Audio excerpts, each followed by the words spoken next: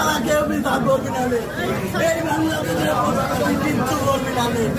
আজকে বড় সিনেমার নাটক করে পরের দিন উড়ে কি লাভে চায় চা খাবে নি আল্লাহ। সে মাদক ব্যবসা করে আল্লাহ, তার চেহারায় তো মাদকের মতো। ওই প্রশাসনে তার সাথে মাল ঢুকায়। জামাতের নির্বাচন করে ওর বাড়ির পিছনে, এই জন্যই উদ্দোষ আমার চাচার দোষ। আমার চাচার বিচার আমি আল্লাহর কাছে দিলাম, এই দুনিয়া কারোর কাছে।